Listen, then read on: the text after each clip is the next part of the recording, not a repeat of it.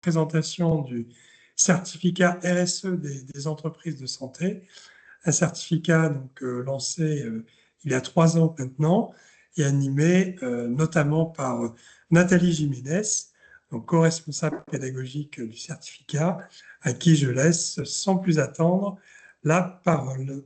Bon, bonjour à toutes et à tous. Donc effectivement, c'est avec mes collègues Jacha et Franck Agéry de l'École des Mines que nous pilotons ce certificat qui est né, on va dire, de l'émergence d'un constat, hein, que les sujets sociaux et environnementaux sont des sujets de plus en plus prégnants dans le secteur de la santé au sens large. Bon, moi, je vais vite me présenter, hein. Donc, moi, je suis docteur en sciences de gestion. J'ai fait ma thèse dédiée à la RSE pharmaceutique et je suis une ancienne professionnelle de l'industrie pharmaceutique. Voilà. Et donc, j'ai la chance d'être affiliée à l'École des Mines de Paris pour accompagner des programmes de formation et de sensibilisation sur tous ces sujets. Ma collègue Jacha, qui est ingénieure et qui est docteur en environnement de Mines Paris, qui copilote ce programme avec moi, qui est directrice de l'ISIGE, une école qui forme aussi les professionnels sur ces sujets environnementaux, et puis Franck Agéry, qui est professeur de management au sein de l'école et qui dirige notamment une chaire sur l'économie circulaire. Voilà. Donc, comme je vous le disais, on va faire ce webinaire autour de allez, 3 grandes questions, hein. C'est pourquoi on a eu l'idée de vous le proposer, à qui il s'adresse et puis surtout comment il se déroule. Voilà. Donc, et on aura la chance aussi d'avoir le témoignage d'une nouvelle diplômée, Béatrice, qui va se présenter juste après. Donc, du coup, alors pourquoi? C'est ce que je vous disais un petit peu tout à l'heure, hein. On voit bien que il y a de nombreux enjeux de responsabilité sociale et environnementale des entreprises du médicament et au sens large, bien sûr, les entreprises de santé, hein. Je pense aussi aux dispositifs médicaux, avec non seulement une montée de la réglementation, mais au-delà de ça, ce qu'on appelle, hein, des mécanismes du marché, hein, c'est-à-dire voilà, l'arrivée de la RSE dans les appels d'offres, l'arrivée de la RSE, pourquoi pas, en discussion, en tous les cas, dans la fixation des prix des médicaments. Donc, un écosystème autour des sujets qui traite en fait des sujets sociétaux bien connus, hein, quand même dans le secteur de la santé, que sont les enjeux de tension d'approvisionnement, la continuité des traitements, l'accès, la bonne information aux bons patients, évidemment tous les risques environnementaux liés aux résidus des médicaments dans l'eau, enfin, tout un enjeu. Et puis, le positionnement des secteurs aussi, hein, des syndicats, hein, que ce soit le SNITEM, que ce soit le LEM, hein, qui se saisissent de tous ces sujets, même les médicaments OTC aujourd'hui, qui se saisissent de ces sujets pour avoir des démarches sectorielles. Donc, on est dans un écosystème où finalement, toute entreprise doit se dire, bon, à moi de jouer et à moi de participer à ce mouvement et je suis concernée par tous ces sujets. Donc, c'est pour ça que nous avons construit ce certificat qui a vocation à vraiment, comment dire, vous donner les clés, hein, en fait, de lecture, à la fois sur des fondements scientifiques, mais aussi institutionnels, et j'y reviendrai sur le programme, et des éléments très concrets, managériaux, pour que vous puissiez, vous, en fait, vous saisir de ce sujet dans votre organisation. Je peux passer, Laurent. Voilà, donc des objectifs qui sont assez simples, hein, vous permettent d'enrichir d'abord vos connaissances, bien sûr, sur les dimensions à la fois économiques, juridiques et puis stratégiques de la RSE. D'acquérir des compétences très opérationnelles, hein, qui sont nécessaires à une gestion de la RSE concrète, hein. Moi, vous savez, je viens du secteur, je viens de l'industrie, je viens des entreprises, donc je ne fais pas de la RSE conceptuelle, je fais de la RSE, comment dire, très pragmatique et très opérationnelle, hein, puisque j'accompagne aussi, comme vous le savez, les entreprises à la mise en œuvre de plans d'action et de feuilles de route d'RSE dans les entreprises. Et puis, l'intérêt de ce certificat aussi, c'est de bénéficier de partage de bonnes pratiques en fait, entre pairs. Et ça, c'est très important aussi dans différents métiers, parce que j'y reviendrai, c'est un certificat qui réunit le secteur de l'industrie pharmaceutique, mais pas que, des acheteurs, du secteur de la santé, des professionnels du dispositif médicaux. Et ça permet comme ça d'avoir des échanges aussi entre pairs sur ces thématiques, d'autant plus que je ne vais pas on sait bien que les solutions de demain, elles sont de plus en plus coopératives. Ce que je disais d'ailleurs hier soir dans mon introduction. Et donc, l'idée de ce certificat, c'est vraiment de vous doter de moyens très concrets pour pouvoir opérer des transformations au sein de votre organisation. Donc, pour qui? Alors, j'ai envie de vous dire, toutes les personnes qui se sentent concernées par ces sujets au sein de l'organisation, mais on a quand même des métiers hein, qui sont davantage concernés par la RSE. Bah, évidemment, d'abord, le responsable du développement durable ou de la RSE, si le titre est donné évidemment dans l'organisation, ce qui n'est pas tout le temps le cas. Parfois, c'est une mission hein, qui est adossée à un métier, comme le directeur de la communication, le directeur RH ou le directeur réglementaire aussi, hein, ça dépend des entreprises, ou le market access, hein, voilà. Donc, quoi qu'il en soit, la RSE est quand même de plus en plus intégrée quand même dans les fiches métiers.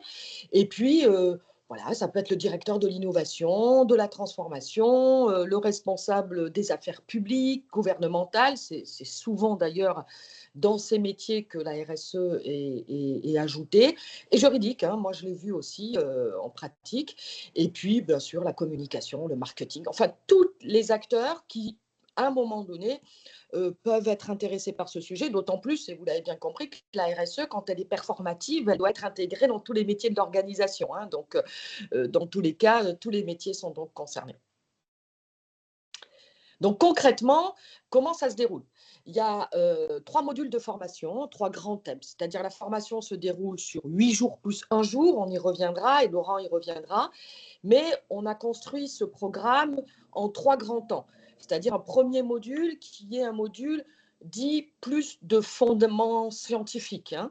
Donc, on va travailler sur une meilleure compréhension des manifestations de l'Anthropocène, par exemple, le réchauffement climatique, on aura des climatologues qui vont venir nous expliquer ça, les enjeux de la biodiversité. Et donc, on a l'équipe de l'Observatoire de la recherche en biodiversité qui seront présents pour nous faire un état des lieux du rôle de la biodiversité de manière plus large, évidemment, dans la préservation de l'humanité, mais aussi dans la santé. Et puis, un deuxième jour dédié à la santé environnementale, puisqu'il nous paraît important de comprendre un peu tous les travaux qui émergent aujourd'hui du lien entre l'environnement et la santé, d'autant plus quand on est des entreprises de santé, ça me paraît important. Ensuite, on viendra sur les fondements de la RSE, d'où vient le concept, vous verrez qu'il n'est pas récent. Quels sont les enjeux spécifiques aux entreprises de santé, c'est-à-dire qu'on a des grands standards, on a des grands concepts, et qu'est-ce que ça veut dire en pratique pour les entreprises de santé. Donc évidemment, très important d'être aligné sur ces grandes définitions, sur ces grands concepts, avant d'aller réfléchir à quoi faire. Voilà. Donc le premier module, les fondements scientifiques. Ensuite, il est important quand même de se dire que face à ces grands défis, il y a des réponses institutionnelles, il y a des politiques qui se mettent en place, des réglementations qui émergent. Et là, on aura 2 jours dédiés à cette réglementation, des réglementations de RSE, surtout en matière de transparence, d'information, toute cette montée hein, en fait, d'exigences de reporting. Et là, on parlera hein, des questionnaires qui sont attendus dans les appels d'offres. On parlera aussi des exigences qui émergent de la Commission européenne, notamment sur les rapports volontaires en matière de reporting ESG. Et ensuite, on parlera aussi de toutes les réglementations plus spécifiques à des thématiques. Vous voyez, donc par exemple, les thématiques montantes sur les droits humains et aussi, bien sûr, toutes les réglementations autour des enjeux environnementaux, avec deux précisément, mais encore une fois, moi, j'essaye d'être dans l'actualité. Donc, peut-être que je mettrai à l'agenda de cette journée une thématique supplémentaire. Mais dès lors, on aura évidemment les enjeux liés aux résidus des médicaments dans l'eau avec la réglementation montante. On aura toutes les exigences sur les ACV. On aura les exigences aussi sur REACH, hein, qui a vocation à être revu d'ici peu. Et puis, encore une fois, on reste à l'affût de réglementations, notamment sur les emballages, dont je sais que c'est en train d'être revisité actuellement. Voilà, donc une partie, un deuxième module qui est plutôt dédié aux réponses institutionnelle et réglementaire. Et dès lors qu'on aura eu les grands fondements scientifiques, dès lors qu'on aura eu cet apport réglementaire, eh bien, on va tous se poser la question de se dire, OK, maintenant, comment on fait? Et ce troisième module, il est vraiment dédié aux outils managériaux de la RSE pour que vous puissiez avoir une contribution concrète aux objectifs du développement durable, c'est-à-dire au-delà de répondre à vos exigences à vous, comment finalement votre organisation, votre filiale commerciale peut contribuer aux engagements du secteur, mais aussi de manière plus large aux objectifs du développement durable. Et donc là, on verra des outils de mise en œuvre concrète de la RSE dans l'entreprise. On va parler de la roue de Deming, on va parler de la double matérialité, de comment on définit une stratégie, comment on définit des KPI, comment on définit des trajectoires de performance RSE, comment on s'aligne, quels indicateurs on choisit, etc. Ensuite, on aura vraiment des échanges de bonnes pratiques aussi sur des outils très concrets, sur le bilan carbone, sur l'ACV, sur comment je mesure l'empreinte environnementale de mon médicament, de mon emballage, de mon dispositif médical, de manière concrète, quels sont les plans de transition que je peux définir. On parlera de l'économie circulaire, c'est quoi, comment je travaille la circularité dans mon organisation. Et enfin, une dernière thématique, c'est-à-dire que je ne voulais pas non plus que ça soit que trop technique, parce qu'au bout d'un moment, avoir beaucoup d'outils ou de fondements scientifiques, on oublie aussi que tous ces grands enjeux, ils doivent être portés par un leadership individuel qui doit être incarné dans l'entreprise. Et donc, cette dernière journée, elle est dédiée à comment j'accompagne la conduite du changement, comment j'anime les équipes RSE, comment je drive ce changement dans mon entreprise. Et donc, une dernière journée qui sera dédiée avec mes collègues de l'agence DBA à l'accompagnement au changement. Et donc, ce sera une journée dédiée pour que vous puissiez travailler, par exemple, sur votre cartographie pas de parties prenantes, mais bien sûr externes et internes, mais surtout de vos alliés, des parties prenantes, les alliés que vous avez dans l'entreprise, comment vous portez vos messages, comment vous menez la transition, comment vous amenez votre comité de direction, etc., à se mettre dans la transition et à être aussi un porteur de ce projet RSE. Donc voilà, ça c'est vraiment le programme est construit dans cette logique-là. On aura des questions après la présentation, n'hésitez pas, ensuite on aura une session dédiée aux échanges. Nous aimons bien aussi partager, créer des moments de convivialité, c'est-à-dire et peut-être que Béatrice partagera ce témoignage avec vous, mais nous aimons aussi avoir des moments de convivialité et donc nous avons des temps aussi où nous échangeons à travers des conférences inspirantes et nous en aurons une qui seront dédiées au plastique et du lien que le plastique a avec la santé, puisqu'il y a de nombreuses études aujourd'hui qui font ce lien. Et donc on aura la chance, parce que nous avons par ailleurs un autre certificat qui est dédié à la santé-environnement, et nous avons un partenariat avec la Fondation Tara Océan, et donc Henri Bourgeois de Costa viendra nous faire une conférence after work sur la place du plastique et le lien que le plastique a dans la santé, et nous permettra d'avoir un petit regard aussi sur le traité international qui est en train de se construire. Et nous avons aussi, et ça de manière plus conviviale, une visite privative du musée de minéralogie de l'école, une visite qui est toujours très, très, très appréciée par tous les apprenants et que là aussi, c'est un moment de convivialité après l'afterwork et on pourra partager aussi des moments de convivialité autour de petits cocktails.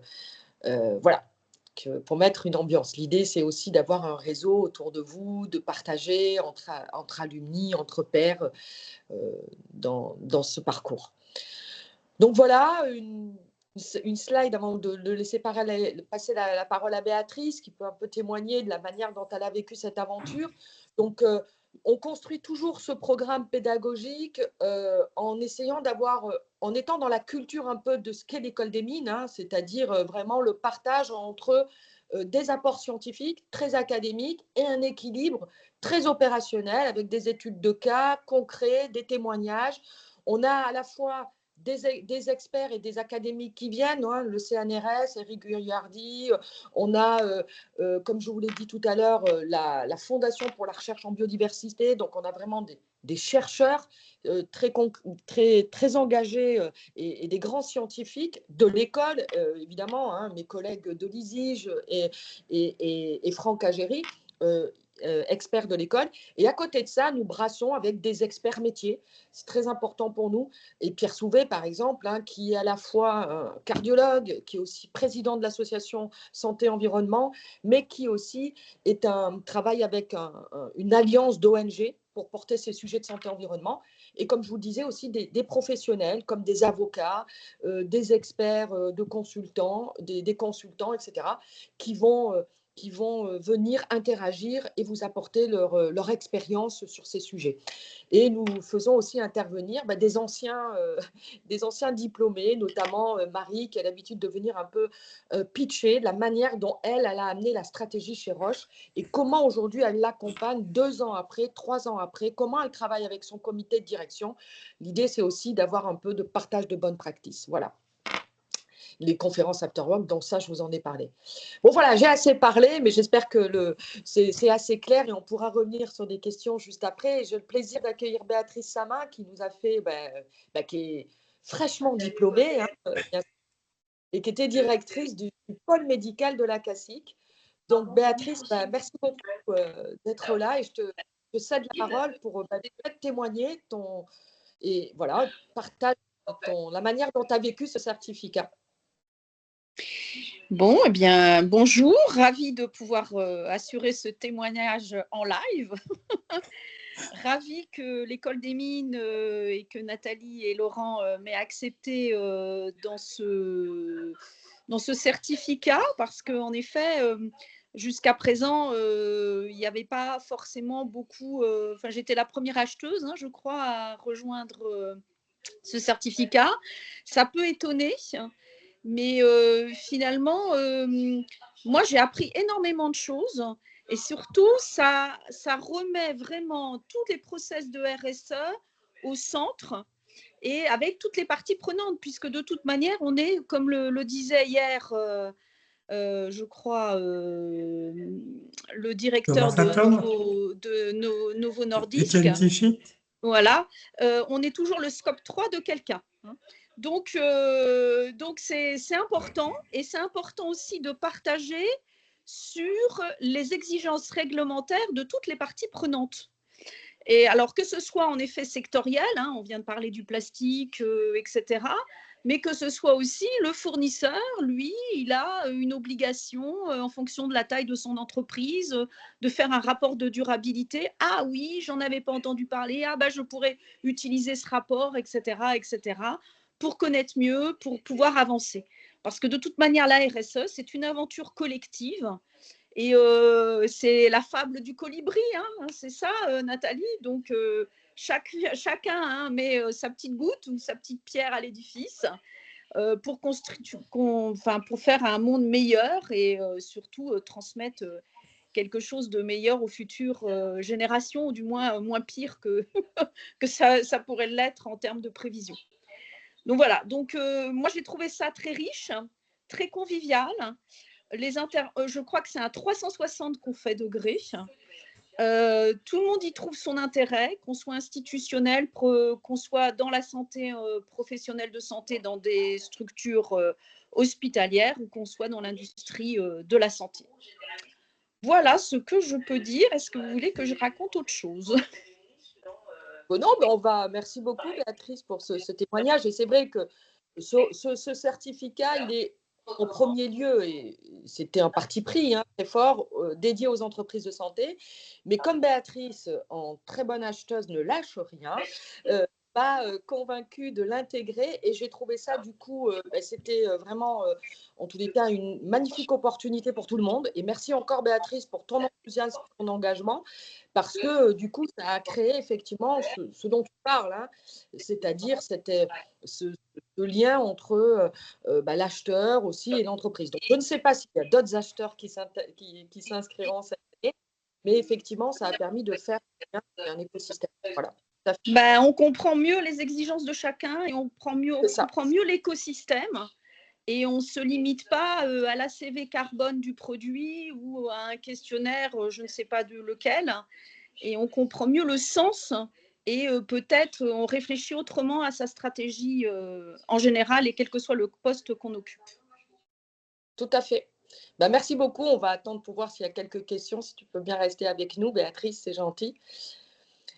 Donc du coup, alors le fondement aussi de notre, c'est très important, avant je te laisse la parole, Laurent, pour que tu présentes un peu les modalités d'inscription.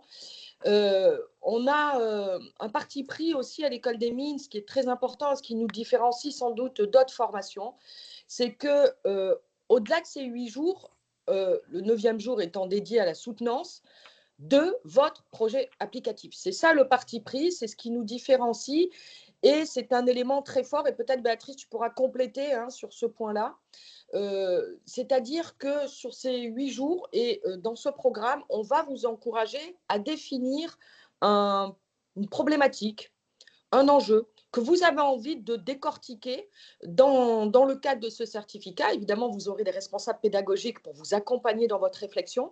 Mais donc, c'est un projet applicatif qui sera qui va vous soutenir finalement dans cet apprentissage. Et ça sera comment dire, le socle de votre soutenance pour pouvoir valider officiellement votre certificat. Et ça, nous y tenons beaucoup parce que en 8 jours, évidemment, vous allez aborder beaucoup de choses, vous allez apprendre beaucoup de choses. Et en fait, le projet applicatif vous permet de digérer ces informations à travers un enjeu qui vous est propre et de prendre la mesure et de concrétiser finalement quelque chose, un enseignement qui peut être de tout. Voilà, en 8 jours, ça peut être un peu, vous voyez, rapproché. Voilà. Donc voilà, ça c'est un autre parti pris. Je voulais juste dire ça et peut-être Béatrice, pendant la session de questions-réponses, tu pourras apporter aussi ton regard là-dessus. Je te laisse la parole peut-être, Laurent, pour parler un peu Oui. des modalités, des dates et la validation, voilà, comment ça se passe. Donc la prochaine session, comme vous le voyez, aura lieu du 10 mars au 25 juin. Donc comme l'a précisé Nathalie, la formation est sur une durée totale de 9 jours. Ce que nous avons souhaité, naturellement, en concevant le programme, c'est de définir un rythme de formation qui soit compatible avec l'agenda professionnel de chacun. Donc on est sur 8 jours, vous le voyez, étalé sur une période à peu près de 3 mois, sachant que au regard du projet applicatif, et pour compléter ce qu'a dit Nathalie, nous laissons une durée d'1 mois entre le 8e jour de formation et la journée de soutenance pour justement permettre à chacun de finaliser son projet applicatif et de préparer donc la soutenance de son projet, objet de la dernière journée qui constitue la journée de certification. Alors nous limitons les promotions à 15-20 participants pour favoriser les échanges et les interactions. C'est aussi, je dirais, ce qu'apporte une formation en présentiel par rapport à une formation en distanciel, à savoir le fait un des éléments de la proposition de valeur est lié, je dirais, à la richesse des échanges, des interactions avec les intervenants, mais aussi entre participants. Et dans une démarche qui a d'apprentissage de peer-to-peer, c'est de pair à pair, en favorisant et en catalysant, je dirais, à la fois les partages de pratiques et les retours d'expérience entre participants. Sur le projet applicatif, comme l'a dit Nathalie, c'est un élément différenciant de nos certificats exécutifs. L'objectif étant de permettre une mise en œuvre effective des compétences acquises tout au long du parcours, au travers d'un projet qui prend ancrage dans la réalité de l'organisation dans laquelle vous êtes, et qui constitue pour l'apprenant ce que l'on appelle le ROL, le Return on Learning, donc un retour sur apprentissage, et aussi pour l'organisation de manière je dirais plus financière, on va dire, un retour sur investissement, puisque l'entreprise peut effectivement voir, au travers du projet applicatif, le retour sur l'investissement qu'elle consent en participant, je dirais, au financement de la formation. Et ce que n'a pas évoqué Nathalie, je crois, mais qui est un des éléments majeurs, et qui d'ailleurs est aussi un élément différenciant de ce certificat, à savoir le fait que nous attendons effectivement que par rapport au projet applicatif, il y a un sponsor dans l'entreprise qui suivent le mémoire, indépendamment, je dirais, du tutorat qui est apporté par l'équipe pédagogique tout au long de l'élaboration, de la réflexion et de la formalisation du mémoire applicatif, et qui soit présent lors de la soutenance. Alors ces soutenances d'ailleurs qui participent aussi, je dirais, de l'intelligence collective et de ce partage de pratiques que nous souhaitons privilégier, puisque la journée de soutenance est ouverte à l'ensemble de la promotion, bon, excepté le cas où effectivement la confidentialité du mémoire applicatif exigerait que ce soit plutôt en conclave, couvert à l'ensemble de la promotion. On n'a eu que peu de cas, ou même aucun cas jusqu'à présent, me semble-t-il, une fois. Sinon, voilà, l'intérêt aussi est que chacun partage avec l'ensemble d'une promotion les résultats de son projet applicatif. Je ne sais pas si Béatrice, tu souhaites apporter des éléments ou des compléments sur cet objet particulier qu'est le projet applicatif. Alors, le projet applicatif, c'est un excellent exercice pour revoir tous ces cours, pour se reposer des questions et pour voir comment intégrer toutes ces notions dans sa pratique professionnelle. Moi, j'ai trouvé que l'exercice était très bien. Alors, les cours, c'est vrai que c'est bien, mais on a quand même beaucoup d'informations qui nous arrivent. Et de partir d'une problématique professionnelle qui permette de réaborder un certain nombre de points, ça nous permet vraiment d'ancrer ou du moins une bonne partie de nos connaissances. Moi, j'ai trouvé l'exercice intéressant, déjà pour soi, et puis en plus, ça peut apporter à sa boîte, quoi. Donc, c'est quand même le but aussi. Hein. Et sur LinkedIn, voilà. Commenter. C'est le cas de toutes les pour toi. OK. Commenter ce qui concerne votre activité. On vous entend, il y a une double, non? On entend quelque chose. C'est toi, c'est chez toi, Béatrice? Ouais, peut-être. Voilà. Du coup, vas-y, Laurent, peut-être pour finaliser le. Oui, alors en dernière information, en pratique, hein, si vous souhaitez, ce que nous souhaitons de notre côté, rejoindre la prochaine session du certificat RSE des entreprises de santé, concernant le processus de candidature, il est assez simple. Ce que nous attendons, effectivement, c'est un CV plus une lettre d'intention. Alors, intentionnellement, je dirais, on a dénommé lettre d'intention et non pas lettre de motivation, puisque ce que l'on souhaite observer, c'est l'intention, effectivement, qui se cache, entre guillemets, derrière la candidature à la formation, et en tout cas l'alignement entre un projet ou des responsabilités professionnelles et le projet de formation, considérant que la formation n'est jamais une fin en soi, mais toujours un instrument, un levier au service d'un projet professionnel ou de responsabilité professionnelle. Donc c'est pour ça qu'il est important pour nous, voilà, que soit formalisée, je dirais, cette intention professionnelle derrière le projet de formation. Alors les candidatures sont examinées au fil de l'eau par l'équipe pédagogique avec bienveillance, sachant que pour la session qui démarre au mois de mars, les inscriptions sont closes fin février, voilà, se laissant l'agilité suffisante. Et si nous examinons les candidatures au fil de l'eau, c'est pour permettre aussi aux candidats de paralléliser leur démarche auprès de nous par rapport à ce temps qui est celui de l'envoi de l'analyse de la candidature, mais paralyser aussi sa démarche en interne pour, j'irai obtenir l'aval de son management, de sa RH, et aussi l'aval sur le plan financier pour la prise en charge des frais de formation. Avec la possibilité pour les laboratoires de demander une prise en charge partielle ou totale des frais de formation auprès de son OPCO, l'opérateur de compétences, il est toujours bon de paralyser les démarches pour être au rendez-vous de la clôture des inscriptions le 28 février 2026. Et donc, comme vous l'avez compris, je pense, la formation est dispensée, comme je l'ai rappelé, en présentiel et dans ce lieu un peu unique, parce que chargé d'histoire, chargé d'âme, qu'est l'École des Mines de Paris, 60 boulevard Saint-Michel, où nous sommes hébergés depuis 1815, donc depuis plus de 200 ans, dans ce site de l'hôtel de la Duchesse de Vendôme, qui héberge également, en référence à ce que disait Nathalie, un des joyaux de l'école, qui est notre musée de minéralogie, qui est repris souvent dans les médias, dont le dernier en date étant le New York Times l'été dernier. Voilà. Donc oui, pour valider au-delà du projet applicatif, juste pour compléter et vous laisser la parole, c'est l'exigence de la présence, hein, c'est-à-dire on peut évidemment, on peut comprendre qu'il y ait peut-être une absence, hein, voilà, parmi voilà, mais vous avez déjà les dates en ligne, donc s'engager à participer au certificat, c'est déjà bloquer les dates dans son agenda.